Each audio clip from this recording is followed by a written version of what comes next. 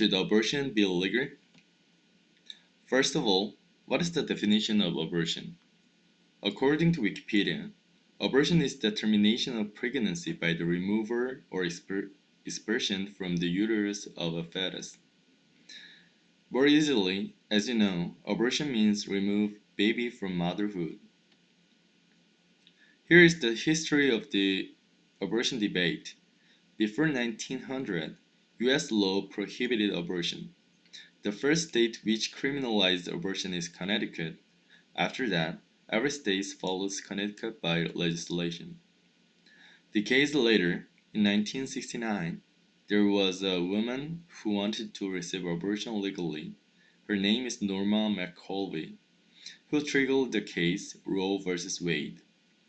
U.S. Supreme Court declared their decision in 1973, and the court considered abortion as fundamental right of women under the U.S. Constitution. In spite of U.S. Supreme Court's decision, the debate between proponents and opponents is not over until now. Here are interesting facts related to abortion in U.S.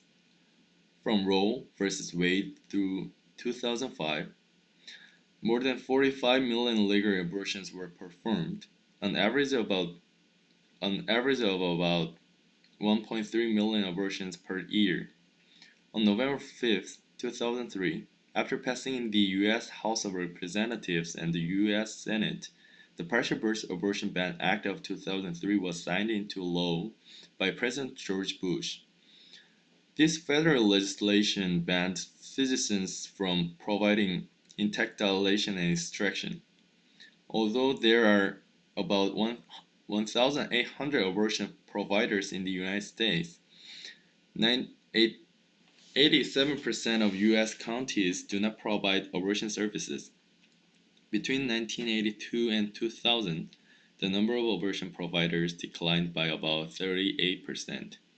Lastly, 9 abortion physicians have been murdered between 1993 and 2009. The abortion debate is argumentative. From now on, I will introduce opinions of both sides of pros and cons. Before we get started, people say proponents as pro-choice and opponents as pro-life. Thus, I agree that abortion should be legal, so I'm one of pro-choice. Therefore, I will controvert some of pro-life's opinions. At first, I want to say the decision of U.S. Supreme Court again. Abortion is woman's fundamental right under the U.S. Supreme Court and U.S. Constitution. Even though babies are unborn, they also have a fundamental right to life. They are human beings from the moment of conception. They become human beings right after their birth, not at conception. Abortion is the termination of pregnancy, not a baby. There is no biological fact that proves personhood begins at conception. But abortion is too cruel. According to neurobiological research at the University of Tennessee Health Science Center, fetus would feel pain during the abortion procedure. No, they couldn't feel pain. The research you mentioned is exactly like this. If the fetus is beyond 20 weeks of gestation, I would assume that there will be pain causes to the fetus.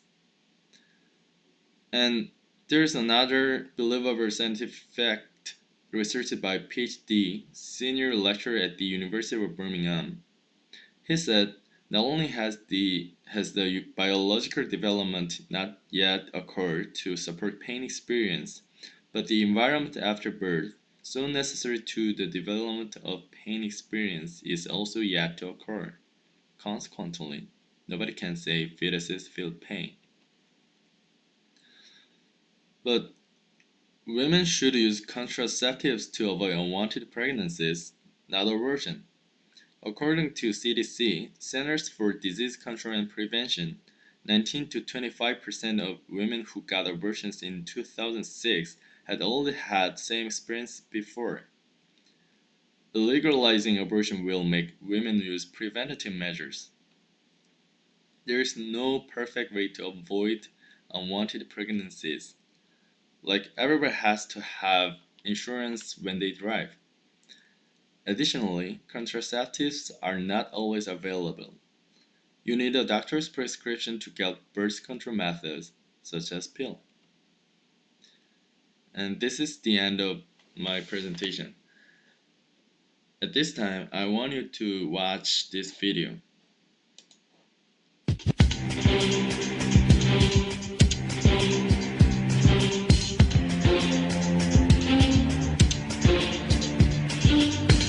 Over 50 million abortions have taken place in the United States since 1973. That's one every 24 seconds, or over 3,600 every day. Abortion is the #1 killer in the United States, above heart disease, cancer, and everything else that kills us. At the current rate, 1 in 3 women will have an abortion by age 45. And of the women who have abortions, half of them have had more than one. Of the abortions that take place each year, less than 1% is because of rape and incest combined. 7 out of 10 of the women having abortions claim to be Christian at the time of abortion. Over half of the women having abortions are under 25, and almost 20% are teenagers. 40% of the minors who have abortions do not tell their parents they have had them. Regardless of race, 100% of abortions end a life, whether it's white, black, Hispanic, or any other race. 31% of all abortions are paid for with your tax dollars. In fact, 1/3 of Planned Parenthood's funding came from government grants from your taxes. Want to know how your money was used? The ratio of abortions to adoptions was 62 to 1, and they weren't the only ones using your money to pay for abortions. Most insurance companies also cover part of the cost. The majority of these abortions are surgical procedures. Abortion is devastating the African American community as a whole. 1 in every 5 U.S. pregnancies are now ending in abortion. Sign the pledge to wear black on Fridays to mourn the lives lost to abortion. Help us end abortion by 2020. Learn more at abortionblackout.com. Share this video and spread the word. Basically, I am in agreement of abortion. However, it doesn't mean I think abortion should be recommended. People should be careful when they have a sex. Pregnancy occurred by them, no one else, so they have responsibility of that. But I believe that criminalizing abortion will cause more serious problems. What do you think?